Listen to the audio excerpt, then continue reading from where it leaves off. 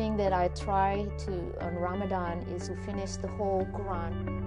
I want this Ramadan to be a time where I feel like I've given it my all. The month of unity, the month of try to do all these good deeds that sometimes throughout the year you're busy, you don't think about, but in Ramadan you try to bring all the goodness.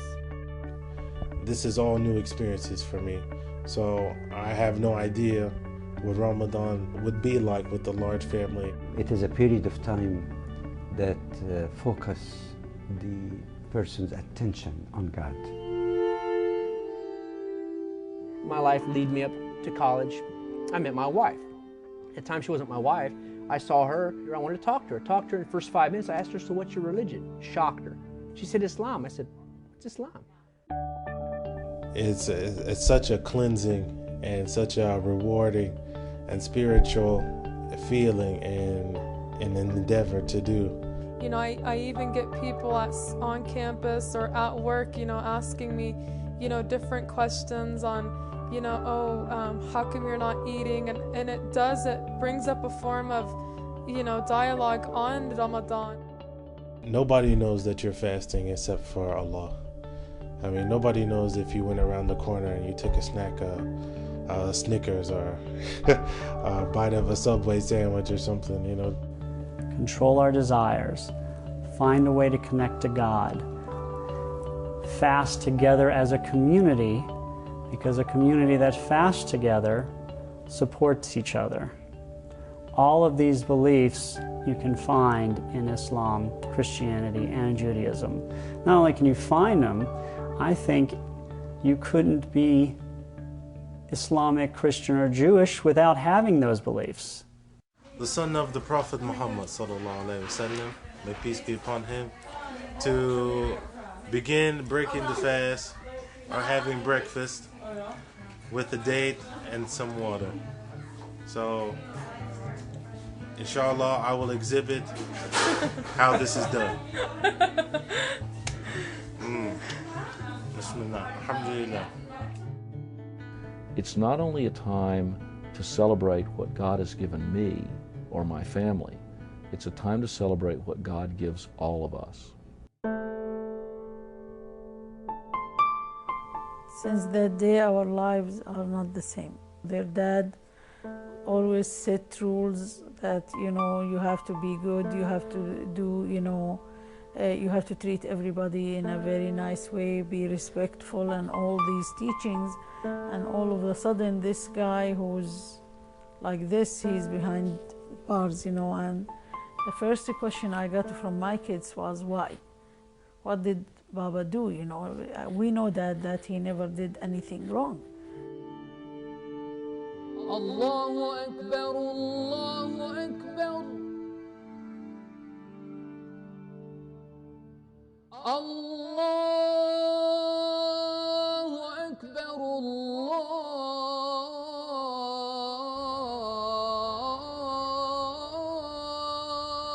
Akbar.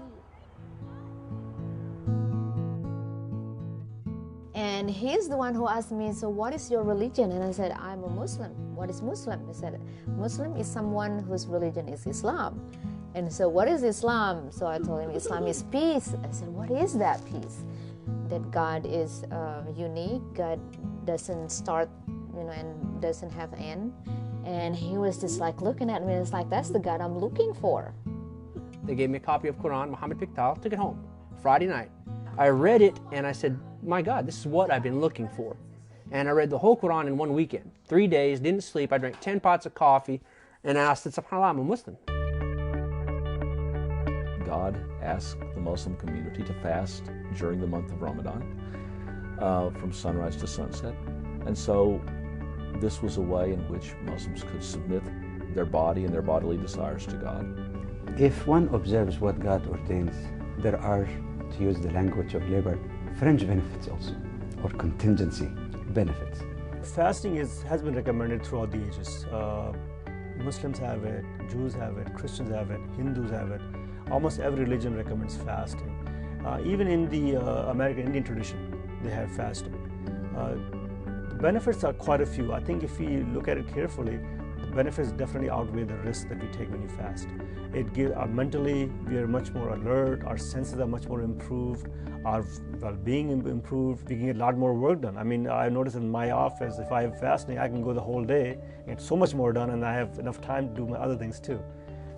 It's amazing to me that Muslims can go a whole month without eating during the day. I remember watching one of my favorite basketball players, Hakeem Olajuwon, going through Ramadan as a player in the NBA. That's amazing. Fasting is a purification of the body from materialism and elevating of the spirit. It's like shining the mirror. And the mirror, if you shine it, then after that you can have the good reflection. Being divorced is really is not easy. Never been easy. It's something that I would never recommend to anybody to do. When you go home, you know that your kids, they're about 5 minutes, 7 minutes away from you, but at the same time, you know, you can't be with them every day. I am the newest addition to the Milibus family, alhamdulillah. The first ever of my breed. It's nice. I could definitely say our first time eating iftar together, us cooking and, you know, assisting each other with cooking, and it was definitely a new feeling that I've never felt in Ramadan. And it's probably my relationship with Allah subhanahu wa ta'ala. I feel like He's telling me, you're trying so hard. I feel like I have so much energy. I'm just not directing that energy to the one who deserves it the most, you know. Just focusing on me and Him, and focusing on where I'm going after this whole hectic life of mine is done, you know, after I finish college and, you know, get married and have kids and watch them grow up. I mean, one day I'm going to leave this place, and I just want to feel somewhat content if I were to leave today, that I would be ready to face Him. The Prophet emphasized so much kindness to neighbors, whether they are Muslims or not. And I'm very pleased to see that in the last few years there has been a practice to provide or invite friends and neighbors to share the experience of breaking the fast. And this has helped them understand the Muslim spirituality. They have not fasted, at least they can eat something with us, so they understand what we have done during the daytime. I'm impressed by the way that mosques invite people of other faiths to come to celebrate the end of each day's fast. I think it would be interesting and powerful if Christian churches and Jewish synagogues and temples offered the same kind of invitations to non-Jews to participate in their fast. I think their Christians and Jews have something to learn. When it comes to religion, there is nothing like America, because it's only really, I think, in America where you see this religious dialogue, where you can see Christians, Muslims, Jews, Buddhists, various religions coming together to discuss issues, and you see it often.